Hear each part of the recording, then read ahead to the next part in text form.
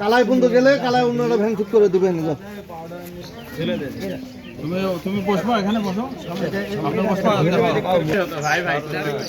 পুরহাটের কালাই থানা এলতা উত্তরপাড়া গ্রামে নৃশংসভাবে স্বামী তার স্ত্রীকে হত্যা করে পালিয়ে যায়।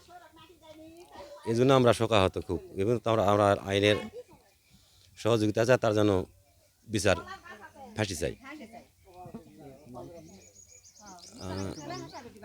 আব্দুল বাকি, তার স্বামীর নাম হল আব্দুল বাকি, আর যাকে মেরেছে তার নাম হল মোসাম্মদ খালেদা বেগম।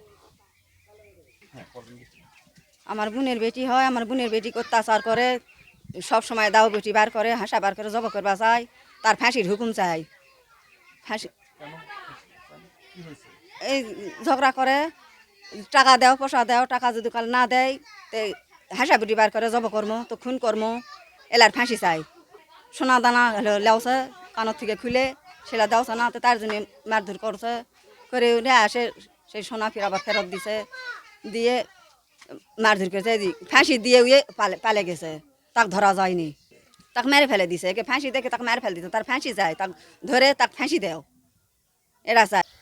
কালাই থানার এলতা গ্রামের একজন স্বামী কর্তৃক স্ত্রীকে হত্যা করেছে সংবাদ পেয়ে আমি আমার ফোর্সসহ ঘটনাস্থলে উপস্থিত হই।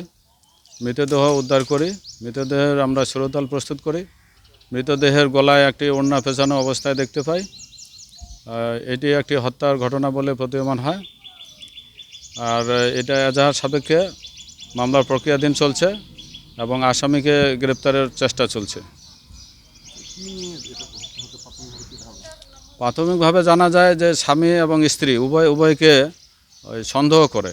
এই সন্দেহের জেরে তাদের মধ্যে ঝগড়া বিবাদ হয়। এক পর্যায়ে আজকে রাত্রি অনুমান 3 ঘটিকার সময় স্বামী তার স্ত্রীকে হত্যা করেছে বলে প্রাথমিকভাবে জানা যায়। ইউপি সদস্যর নামটা মনে নাই, কি জানি নাম বলছে। হ্যাঁ, ইউপি সদস্য মাজেদ জানায় যে স্বামী তার স্ত্রীকে হত্যা করেছে।